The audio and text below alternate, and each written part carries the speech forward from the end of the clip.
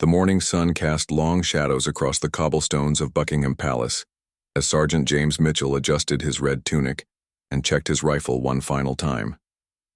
23 years of service had taught him that every detail mattered when standing guard for the royal family. His black boots gleamed like mirrors, his bearskin hat sat perfectly straight, and his expression remained as stoic as the stone walls behind him. James had seen countless tourists during his career. They came in waves, cameras clicking, voices chattering in dozens of languages, all hoping to catch a glimpse of the famous guards who never moved, never spoke, never acknowledged their presence. It was a tradition that stretched back centuries, and James took immense pride in upholding it. On this particular Tuesday morning, the crowd was smaller than usual. A few early risers had gathered behind the iron railings, their breath visible in the crisp October air. James stood motionless at his post, eyes fixed straight ahead, watching everything without appearing to watch anything at all. This was the skill that separated seasoned guards from newcomers, the ability to remain alert while maintaining the illusion of being a living statue. Among the small group of onlookers, a family caught his peripheral attention. A middle-aged woman with kind eyes stood beside a man who kept checking his watch nervously. Between them was a young boy, perhaps 8 years old, who moved differently from other children. The boy's movements were careful and deliberate, and he wore thick glasses that magnified his curious brown eyes. Something about the way his parents hovered protectively nearby told James this child faced challenges that others did not.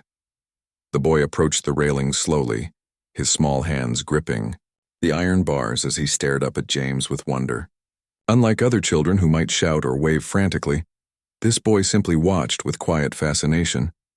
His parents exchanged worried glances, clearly concerned about their son's behavior in such a formal setting. James had learned to read people during his years of service. He could spot troublemakers from 50 yards away, identify potential security threats with a glance, and sense when someone was genuinely appreciating the ceremony versus merely seeking entertainment. This boy was different. There was something pure about his admiration, something that reminded James why he had chosen this path of service in the first place. The child's mother whispered something to her husband, and James caught fragments of their conversation. They had saved for months to bring their son to London, hoping the trip might lift his spirits after a difficult year of medical treatments and therapy sessions. The boy had specifically asked to see the guards, having watched videos of them countless times on his tablet during long hospital stays. As the minutes ticked by, other tourists moved on, but the family remained. The boy never took his eyes off James, studying every detail of his uniform, the way he held his rifle, the perfect stillness of his posture. There was no impatience in the child's demeanor, no fidgeting or demands for attention. He simply stood there, content to observe and dream. James felt something stir within him that he hadn't experienced in years of guard duty. Usually, maintaining his composure was effortless, but something about this particular moment was testing his resolve in the most unexpected way. The boy's fascination with James grew more apparent as time passed. While his parents discussed their afternoon plans in hushed tones, the child remained transfixed by the guard's unwavering stance.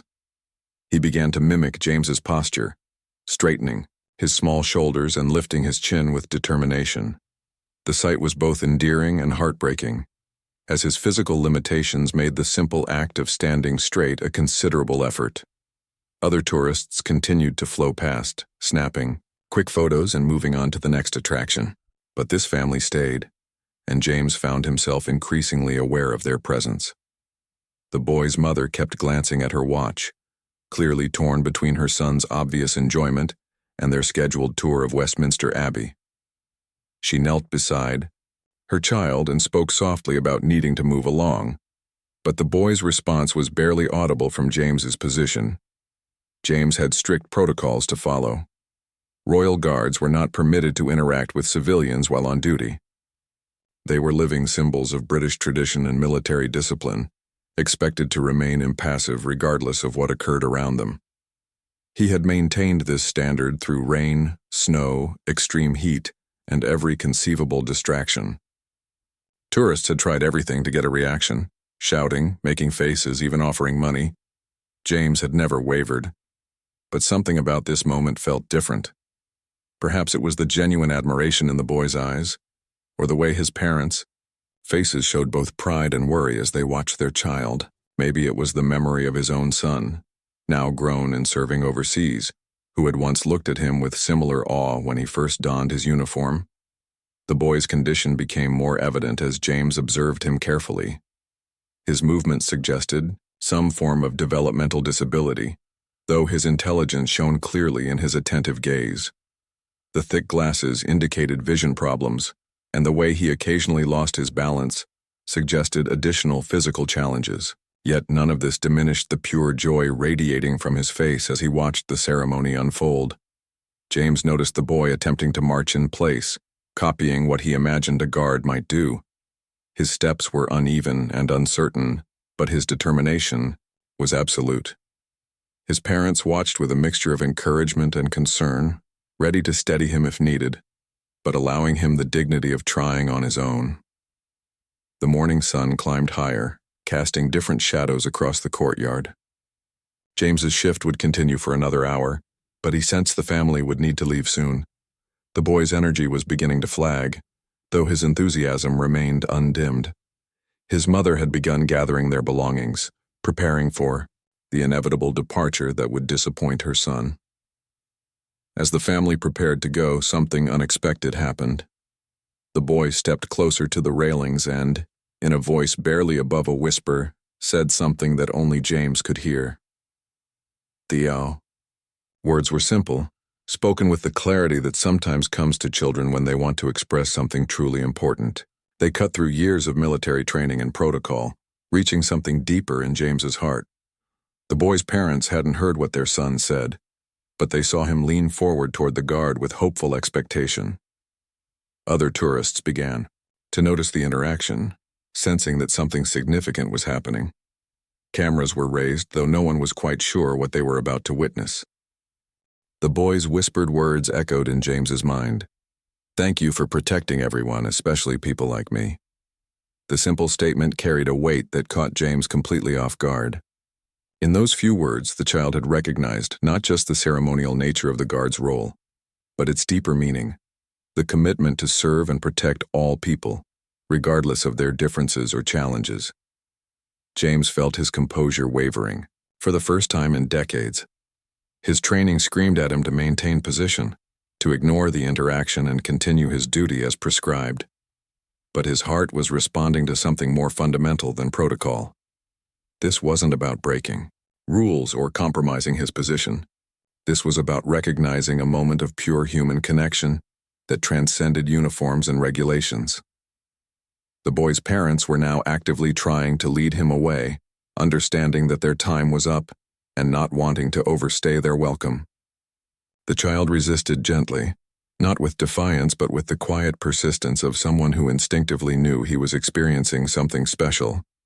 His eyes never left James's face, searching for any sign of acknowledgement. Other tourists had begun to form a small crowd, sensing the tension in the moment. Some held cameras ready, others simply watched with curiosity. A few seemed impatient, wanting to move closer for their own photos but held back by the palpable significance of what was unfolding. Even they could sense that something extraordinary was happening between the motionless guard and the special needs child. James's mind raced through his options.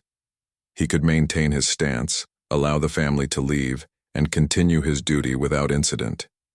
It would be the safe choice, the expected choice, the one that would avoid any potential complications with his superiors. But he could also see the profound impact this moment was having on the boy, and more importantly, he could feel the impact it was having on himself. The child's mother made one final attempt to guide her son away, her voice gentle but firm as she explained they needed to catch their tour. The boy nodded obediently but took one last long look at James. In that gaze, James saw something that reminded him why he had chosen a life of service in the first place. It wasn't about the pageantry or tradition, though those had their place. It was about being part of something larger than himself, about representing the best of what his country could offer to all its people. The boy began to turn away, his small hand sliding along the iron railings as he prepared to follow his parents. His disappointment was subtle but unmistakable, the kind of resignation that children with special needs often learn too early in life. He had hoped for acknowledgement, for some sign that his appreciation had been received. But he was prepared to accept that sometimes hopes go unanswered. James made his decision in that instant. Years of military discipline had taught him that the most important moments often require the courage to act on principle rather than procedure. He thought of his own son, of all the children who looked up to those in uniform, of the responsibility that came with wearing symbols of service and protection. Most importantly, he thought about what it meant to serve all people, not just those who fit conventional expectations. The transformation began so subtly that only those watching carefully would notice it at first. James's rigid posture remained unchanged, but something shifted in his expression. The stoic mask that had been perfected over decades began to soften almost imperceptibly. What happened next would be talked about for years to come, shared across social media platforms and remembered by everyone present as a moment when humanity triumphed over protocol. James, while maintaining his position and bearing, allowed the slightest smile to cross his face. It was barely visible, lasting only a few seconds, but it was unmistakably directed at the boy who had touched his heart with simple, genuine appreciation. The child's reaction was immediate and profound. His face lit up with a joy so pure and radiant that several onlookers felt tears spring to their eyes. The boy's parents, who had been focused on gathering their belongings, turned to see what had caused their son's sudden exclamation of delight. When they witnessed the guard's subtle but unmistakable acknowledgement, both adults were visibly moved. The boy's mother pressed her hand to her mouth, overcome with emotion at seeing her child receive such validation from someone he clearly admired. His father's eyes welled up as he understood the significance of what had just occurred. They had spent countless hours in therapy sessions, doctors' offices, and support groups, always advocating for their son's inclusion and acceptance. To see him recognized and honored by a figure of such traditional authority was more meaningful than they could have imagined. But James wasn't finished. Breaking protocol further, he executed a subtle but distinct nod toward the boy, a gesture of respect that acknowledged the child's worth and dignity. The crowd around them fell silent, recognizing they were witnessing something extraordinary. Camera phones captured the moment, though the true impact couldn't be measured in pixels or shared through screens. The boy stood taller, his chest swelling with pride at being noticed by his hero. His physical limitations seemed to fade in that moment as confidence filled his small frame. He attempted his most formal salute, his movements careful and deliberate, showing the guard the same respect he had been shown. Though his coordination wasn't perfect, his intent was crystal clear, and the sincerity of his gesture moved everyone watching. James, maintaining his professional bearing but allowing his humanity to shine through, returned the salute with military precision. The crowd around them erupted in spontaneous applause, understanding they had witnessed something far more significant than a simple breach of protocol. They had seen compassion in action, witnessed the power of inclusion, and observed how a moment of kindness could transform both giver and receiver. The boy's parents approached the railings, their faces streaked with tears of gratitude. His mother mouthed thank you to James, while his father placed a protective hand on his son's shoulder.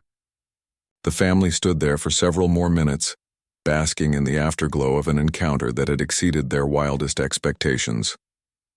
Other tourists began sharing what they had witnessed with those arriving, creating a ripple effect of awareness about what had just transpired.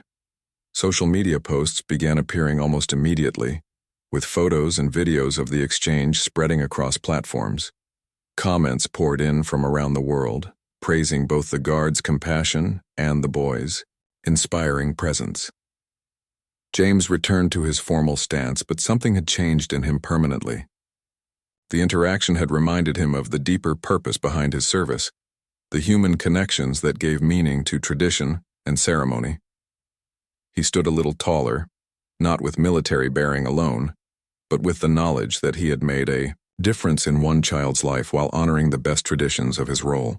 News of the encounter spread far beyond the palace gates within hours. Videos of the interaction between James and the boy appeared on news websites, social media platforms, and were shared in online communities dedicated to supporting families with special needs children. The story resonated with people across the globe, touching hearts and sparking conversations about inclusion, compassion, and the power of simple human gestures. Major news outlets picked up the story, interviewing witnesses and child development experts about the significance of such moments for children with special needs.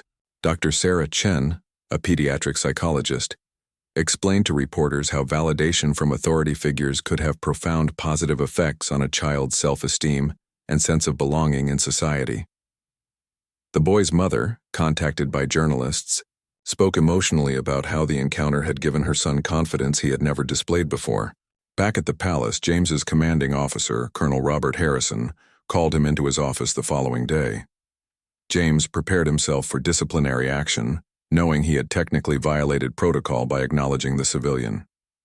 However, Colonel Harrison had spent the morning fielding calls from palace officials, government representatives, and even members of the royal family, all expressing admiration for James's actions.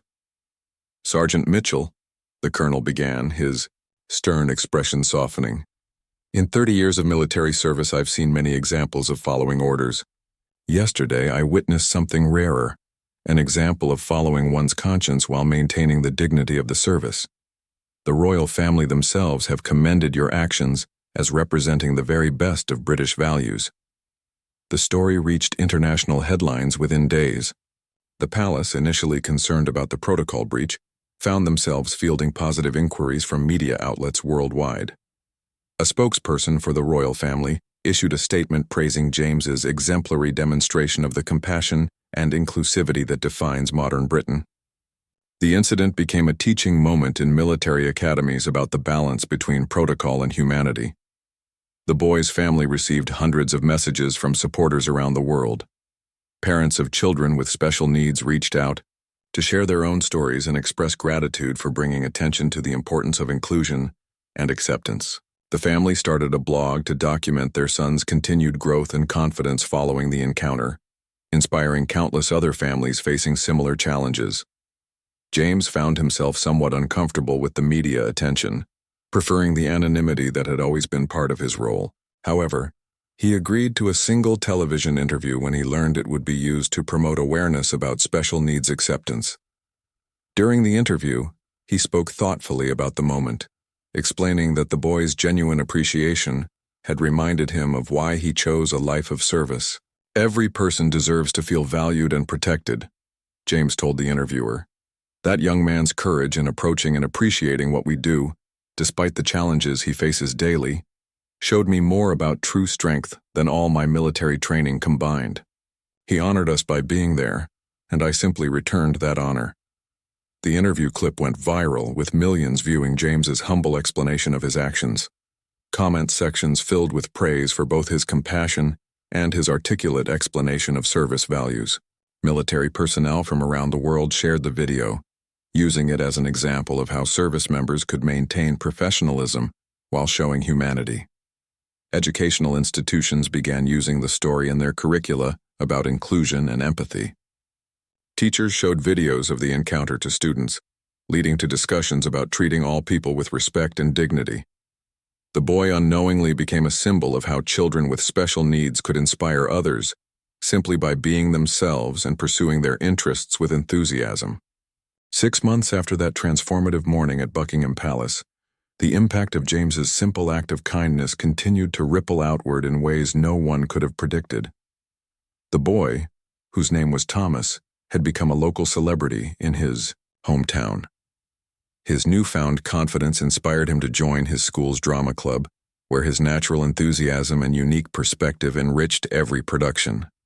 Thomas's parents established a foundation called Guards of Kindness, dedicated to promoting inclusion and acceptance for children with special needs. They partnered with military organizations and schools to create programs that brought service members together with special needs children, fostering mutual understanding and respect. The foundation's logo featured a simplified drawing Thomas had made of James, showing the guard with a warm smile. James received a surprise invitation to visit Thomas's school as part of an assembly about heroes and service. When he arrived in his dress uniform, the entire student body erupted in applause. Thomas beamed with pride as he introduced his hero to classmates who had heard the story countless times. The assembly became an impromptu lesson about how anyone could be a hero through simple acts of kindness and recognition. During the school visit, James met several other children with special needs who had been inspired by Thomas's story. Each child shared their own dreams and interests, from astronomy to cooking to art. James listened intently to each one, offering encouragement and treating every conversation as important. The visit reinforced his belief that his moment of compassion had been the right choice regardless of protocol. The Royal Guard training manual was quietly updated to include a section about appropriate human interaction while maintaining ceremonial dignity. James was asked to contribute to the new guidelines, helping to train future guards on how to balance tradition with compassion. His input ensured that future guards would understand that acknowledging special moments, particularly with children who showed genuine respect, was not only acceptable, but encouraged. Thomas's story became part of special education training programs across the country. Universities teaching future special needs educators used the encounter to illustrate how public recognition and acceptance could transform a child's self-perception. The boy's journey from a shy hospital patient to a confident young advocate demonstrated the power of seeing ability rather than disability. A year later, Thomas and his family returned to Buckingham Palace. This time, they were invited as special guests for a ceremony honoring exceptional service members. James, who had been promoted and commended for his exemplary representation of military values, was among those being recognized. When Thomas saw his friend again, his joy was infectious, lighting up the entire courtyard. The reunion was captured by official palace photographers, creating a perfect bookend to the original viral moment. Thomas had grown taller and more confident, while James carried himself with the quiet satisfaction of someone who knew he had made a positive difference. They shared a formal handshake that dissolved into warm smiles, two individuals whose brief encounter had created lasting change. The story of their meeting became required reading at the Royal Military Academy, used to illustrate how true leadership sometimes means choosing humanity over rigid adherence to rules. James often received letters from young service members asking for advice on handling similar situations, and he always emphasized that showing respect for all people, especially those who face daily challenges, was one of the highest forms of service. Thomas continued to thrive, eventually becoming a youth ambassador for special needs awareness. In interviews, he always credited that moment at Buckingham Palace as the day he learned he mattered to the world. James, meanwhile, completed his military career knowing that among all his years of service, those few seconds of connection with a special child represented his finest moment as both a soldier and a human being. Their story became a lasting reminder that the most profound acts of heroism often happen not in grand gestures or battlefield courage, but in simple moments when one person chooses to see and acknowledge the worth of another. The ripple effects continued to spread, inspiring countless others to choose kindness over protocol, inclusion over indifference, and humanity over rigid tradition.